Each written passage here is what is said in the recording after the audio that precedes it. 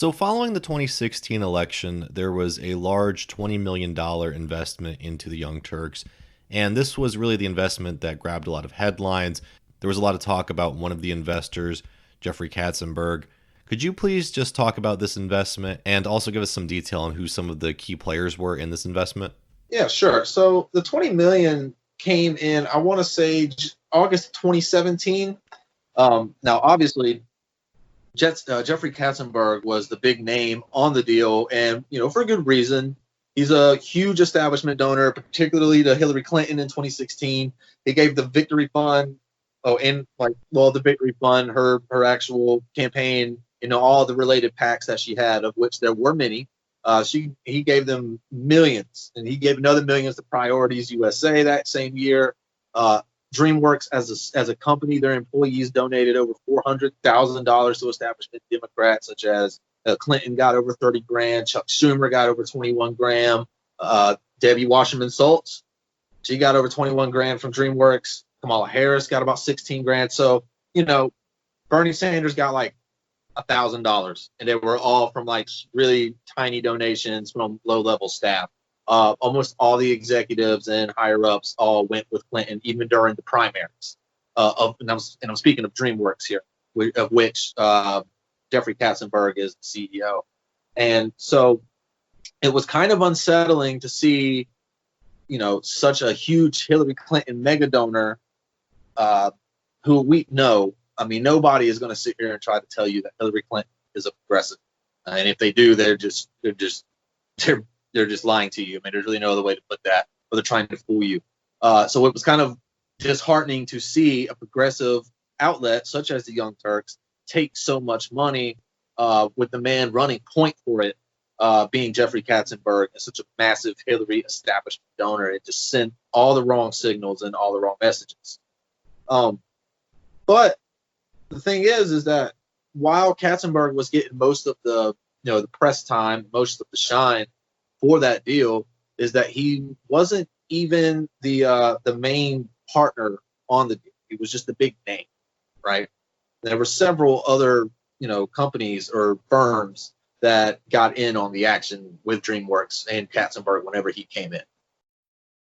So just to run through some of the other names that were involved in this, who is Shawn Colo? All right, so Shawn Colo is actually joined the board of the Young Turks in the Katzenberg deal. See, Katzenberg didn't join the board, right? He just, he was a partner. But the primary investor was an investment firm called 3L Capital, and Colo is the founder of that. Now, Colo got his start as a venture capitalist who started something called the Leaf Group, which is a VC firm, a venture capital firm that he started in the earlier 2000s. About 2006 is when he started that. But he started that with $100 million investment from Goldman Sachs. Oh man! So he took $100 million from Goldman Sachs, made himself an investment firm, made a whole bunch of money, and then used that money to buy into the Young Turks and get himself a seat on the board. I try to be judicious with, sharing social media stuff like that as far as the people that I'm reporting on, because I don't want people to go harass them or not. I found on one of his social media pages, I just found it interesting because I'm trying to do my due diligence during the course of researching the story. He's taking a picture of his significant other with Senator Chuck Schumer and saying, the caption being, our favorite senator, right? So that's definitely good news if you're a progressive outlet, right? Getting, a Chuck Schumer fanboy on your board sounds like a good idea.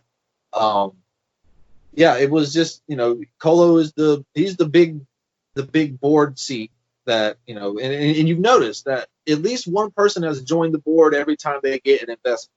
So the number of voices at the senior level, they keep increasing, right? So that's where we're at now. There was also a couple of other companies that, got in on the deal with him, which we can discuss here in a sec. But like I said, you hear Uygur and Kasparian, they go on and on about how big banks and all this and that, they're just too big, they're too big to fail. And what, they just go on and on about that kind of stuff, and yet they are so quick to take the money from those same people. Shawn Colo would be nothing without Goldman Sachs, and we all know what Goldman Sachs has done to this country. Now, either they didn't do their due diligence and didn't know, or they just didn't care. And either way, I don't find that to be excusable, at least in my opinion. I mean, there is such a thing as vetting your investors, right? If I was, say, an environmental group, wink, wink, that needed an investor, I wouldn't take money from somebody who makes their money off of investing in fossil fuels. I feel like there's better ways to go about it. There's other people that with more honest means of making their money that would invest in you, and any time that you see, contradictory financial influence coming into an institution, and in this case, the Young Turks, it makes you wonder, is there a co-optation in progress, or, what's happening? So, I mean, it's definitely raised some eyebrows, and for good reason. People had a right to be skeptical about this. Along those lines, have you noticed anything that significantly has changed since this $20 million investment? It wasn't an immediate thing, I don't think. I do know that at first, when Uygur came out and decided that he was going to, because he was catching a lot of flack for taking the Katzenberg money, and he came out and he made a series of videos, or at least one major video in particular, that basically he was saying that, hey, look, basically the point he was trying to make was that money corrupts politicians, but it doesn't corrupt media, or basically money is such a corrupting force in everything except for the Young Turks, right? Of course.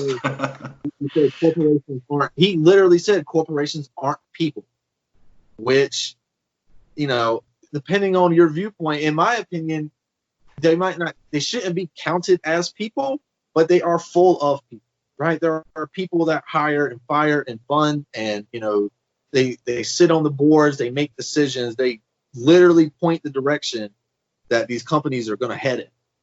So, for him to say that there is no chance of the money coming from these sources to influence the Young Turks, like, that was just a slap in the face of everybody that had stuck with him so far. Because, I mean, that's obviously not true. If money is a corrupting force in politics, then of course it could be a corrupting force in media. And just to say that it's exclusive to one but not the other, or saying that, oh, well, CNN and Fox and all these are bad because they do X, but we can do X and it not affect us, it just didn't make any sense. And since then, you have seen, instances where, they've pushed for Bernie, sure, okay. They've got this infatuation with Warren that I'll never understand, given her history, given her background, and they've got this disdain for Tulsi Gabbard, which, I mean, let's just face it, Warren, there's no way Warren is more progressive than Gabbard.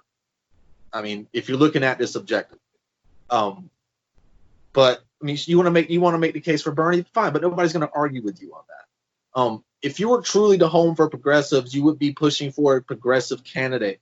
And even though they have thrown some support behind Bernie, his primary challenger, at least in my opinion, on the far left, is Elizabeth Warren. So whenever the Young Turks go on and they, try to put Warren and Bernie basically on the same ticket, it's not helpful to Bernie Sanders' cause from that. In fact, it's basically driving a wedge further between the same sect of voters that Sanders needs to get ahead.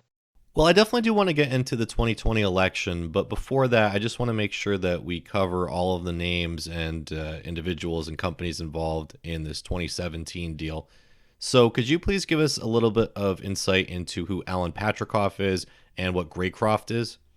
Sure, absolutely. So Greycroft is an investment firm. They are very large and very influential. They have been around for a very long time.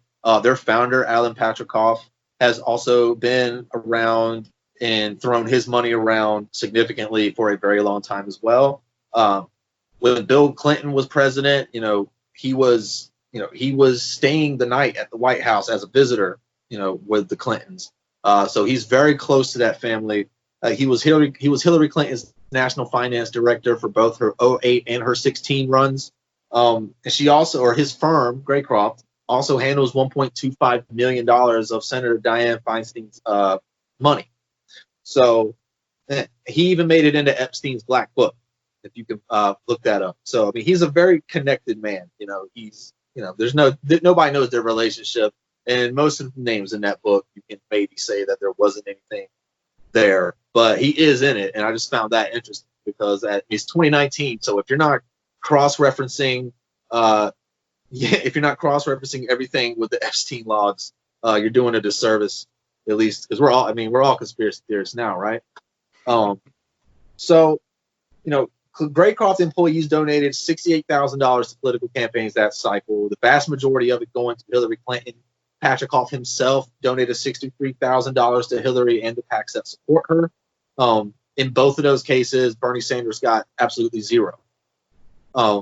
So that lets you know that's at least three people that have joined that board, or at least three of the people that were investors in that $20 million deal. They were not Bernie Sanders fans. They were definitely pro-Clinton, and it wasn't just in the general. They were definitely pro-Clinton during the primaries, which is important to note because one might even be able to excuse them for being so pro-Clinton during the general when their only other option was Trump. Maybe I won't, but somebody else. Yeah. So, that being said, during the primaries, Bernie Sanders needed all of the attention and support that he could get. And at the highest levels of the Young Turks, he wasn't getting it. Like, they could have thrown that money behind a number of causes that would have benefited the Sanders campaign during their most important time. I know I understand that, Patricof and Katzenberg and Colo, they were not technically on that board yet, right, during this stage, but they were never, ever, going to help Sanders before they joined the Young Turks. And, even now, I sincerely doubt, I haven't done any follow-up as to what they're investing in or the politicians they're investing in now. But I would assume, I'm going to take a safe bet and say that they're not supporting Sanders. I know for a fact Katzenberg has donated to almost every establishment candidate that's not Bernie Sanders or Tulsi Gabbard. I have done some follow-up on that. He donated Biden, Buttigieg, Warren even, and Kamala Harris. So it's just kind of there's a mixed signal at the very least being sent whenever TYT takes this deal and the people that they take the deal from. It just makes no sense, and it makes you question at the highest levels of their organization, are they putting their money where their mouth is? So one other person I wanted to ask about is Deanna Brown. Could you please detail who Deanna Brown is? Yeah, so Deanna Brown is like a 30-year veteran of, she's been around the block as far as when we're talking about media lifers. She's a lifeline to basically every major media outlet. And she's been around and worked at almost all of them. She came over in December of 2016. It was right about 4 months after the investment from Katzenberg and others. Is particularly Graycroft, because Graycroft is going to play a bit of a role in the story of Deanna Brown, at least in the peripheral. So Deanna Brown, she came to TYT in a newly created position, a president position. They hadn't had one before, but they created one just for her. She had been the vice president of Yahoo and the president of Scripps Network before, and that's just to name a few. Her LinkedIn is like a mile long as far as her past references and past resume of all the media companies that she has worked for at the executive and highest levels. But one of those companies was Lorne Michaels Broadway Video. They hired Brown in April of 2017 to do a stealth project what is just basically a project that they keep so far under wraps nobody really knows about, called Sanctuary, which is some kind of weird astrology / social media app that's in development. Maybe it's defunct now, because it's been in development for so long, nothing's ever come of it. But the reason I bring that up is because the primary investor in that sanctuary business model was Graycroft. So, after Graycroft invests into the Young Turks, 4 months after that, Deanna Brown joins their ranks as president. She has since left to the Young Turks in 2018, but it's just funny how things work out. I also think this is kind of funny when we look at, the coverage of RussiaGate by TYT. Obviously, TYT has embraced RussiaGate talking points. That actually fits in perfectly with the question that you asked me previously about, has their content changed or has the message changed since they took the money? That's a huge red flag, right? The RussiaGate stuff, the third party voters going on and saying, hey, vote for Hillary, don't vote for, basically a vote for not Hillary was a vote for Trump. That's the most, ridiculous, but that's the argument that establishment types use on you to disparage third parties. The RussiaGate talking point is no different. That is a straight, legitimate establishment talking point that has been going around ever since Trump won that election. And even sometime before, this feels like a premeditated narrative that has been instilled in all of us to believe that everything that we don't like is a Russian bot, right? You've seen the meme for that, I'm sure. So yeah, that's a huge red flag for me. You, of course, were with the Young Turks for a long time. You're part of their network. And to some degree, I think that they have also pushed RussiaGate a little bit. And in other ways, well, yeah, a bit. So, and also I know Emma has been really outspoken against Tulsi Gabbard. So, I mean, it just seems like there's also, this sort of MSNBC influence happening in the Young Turks. And I just thought, I thought I'd ask you if you had any kind of take on that or just any kind of insight you might be able to provide. All I can tell you is that when I started doing this show called Aggressive Progressives, because the main show took a editorial turn, right? So it was after the primer, after they decided Bernie wasn't viable anymore, they went full speed, 100% Hillary, and they had a segment called Loser Donald. So they would bash Donald Trump, and it just so that was the impetus for Steve O and I, who was the COO of the company, to start a show called Aggressive Progressives as kind of a counter narrative to the way the editorial direction of the main show. And I thought it would be good. We'd be complimentary, right? So we would point out, everybody has blind spots or whatever. Here's what we think. Here's what they. And I thought it would be a good thing. And then I thought that our reporting would expose things, and people would see it and go, oh, I didn't know this, and it would change how they did what they were doing. That didn't happen. It turns out that, my effort to shine a light on contrary narratives of RussiaGate was not, it was, it just created not a good environment. It wasn't welcomed. And I get that. I understand. And so that's all I can say is that I was hoping that my reporting. So do you know anyone who won an award doing their reporting on RussiaGate? I don't know anybody besides Aaron Mate. And we had Aaron Mate on our show constantly. And we would bring him on. I bring him on Aggressive Progressives when I was in the Young Turks studio. I bring him on this show, and we would debunk all the bullshit of RussiaGate. And it wasn't hard to do. And so I just, it's weird. We got it right. 100% right. And I think you've been got it right, 100% right. And I thought that would be more appreciated. That's all I was looking for. And it wasn't. So that's all I can tell you. Now, the way their editorial direction, I mean, I can't speak to that. I don't know why. I can't tell you why they've taken the editorial direction they've taken or why they do what they do. That's up to, you watch it and make your own decisions. But I was real proud of the work we did at Aggressive Progressives. We debunked RussiaGate on a weekly basis. We debunked the poor Venezuela coverage. We debunked the gas attacks in Syria. We were way ahead of everybody on all this stuff. And I did a lot of it in the TYT newsroom on Aggressive Progressives.